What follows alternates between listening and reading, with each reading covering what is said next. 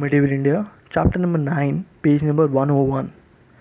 This is the last part of the chapter and it starts with Portuguese impact on the Indian trade, society, and politics. From the beginning, the Portuguese could neither adequately police the vast expanse of Indian Ocean nor control the trade or the traders there. All that they could try to do was to monopolize certain goods and tax the others. Thus, trade in paper, arms, ammunition, and war horses was declared a royal monopoly. No nation, not even Portuguese private traders, were allowed to engage in trade of these goods. Ships engaged in the trade of other commodities had to take a permit from the Portuguese officials. The Portuguese also attempted to force all ships going to the east or to Africa to pass by Goa. To enforce these rules, the Portuguese arrogated to themselves the right to search any ship suspected of engaging in contraband trade. Ships which refused to be searched could be treated as prizes of war and sunk or captured, and the men and women abroad treated as slaves. This led to continuous friction, and the Portuguese soon found that they stood more to lose on land than they gained on sea by such practices, which were quite contrary to the practice and tradition of open trade in Asian waters. True, many ships carried cannon and soldiers, but it was a more safeguard against sea pirates which infested the Malabar and Arab coast. The Portuguese were hardly able to change the established pattern of Asian trade networks. The Gujarati and Arab traders continued to dominate the most lucrative Asian trade, that is, the trade in Indian textiles, supplemented by rice and sugar, against which they obtained spices from the southeast, gold and horses from West Asia, and silk and porcelain from China. The Portuguese were not even able to monopolize the pepper and spice trade to Europe, except for a couple of decades at the outset. By the end of the 16th century, the supply of pepper to the Levant and the Egyptian markets, both over land and by the Red Sea, was as large as it had been earlier.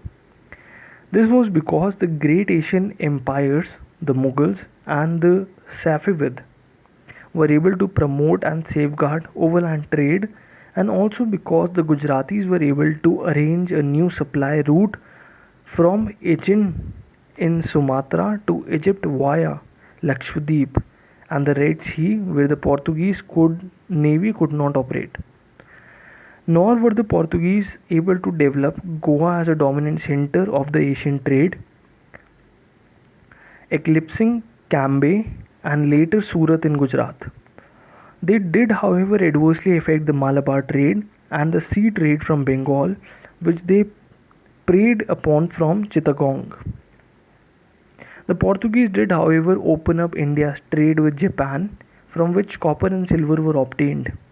They also demonstrated how naval power could be used to harass and hamper the trade even of such a well-developed country as India. The Portuguese could not act as a bridge for transmitting to India the science and technology which had grown in Europe since the Renaissance. This was partly because the Portuguese were themselves not as deeply affected by the Renaissance as Italy and North Europe. Later, with the growth of the Catholic religious reactions led by Jesuits, they even set their face against it. They did, however, help to transmit a number of agricultural products from Central America, such as potato, tobacco, etc. But these became widespread after the rise to power of the Mughals. The defeat of Vijayanagar at Banihati in 1565 emboldened the Deccan states to make a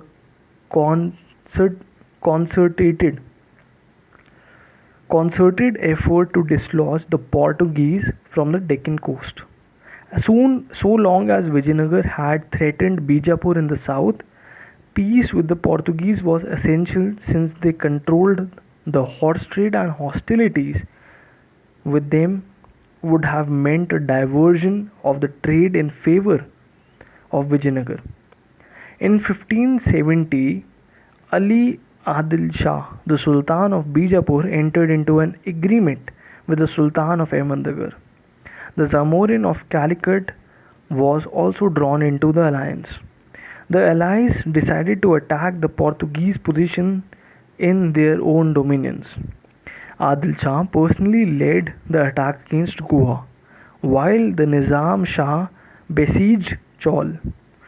But once again, the Portuguese defense, backed up by their navy, proved to be too strong.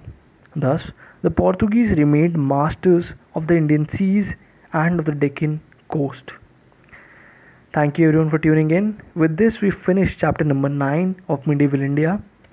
The chapter name was Age of Vijayanagar and the Bahmanids, and we are ending this chapter with the supremacy of Portuguese in naval power.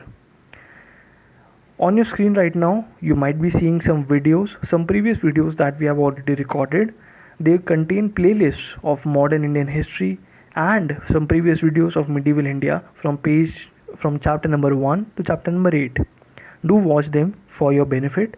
You can listen to them as audiobooks while you're working, while you're traveling, or whenever you are not feeling in the mood of studies. You can just put up your headphones and listen to them very easily. Do let us know in the comment section below how have you liked the series, because it helps to encourage us and let us know our mistakes and shortcomings. Also, if you would be so kind, press the like button to help us and our channel.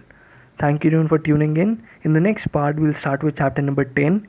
All the best for your exams, and do share and subscribe the channel for more videos like this. Thank you.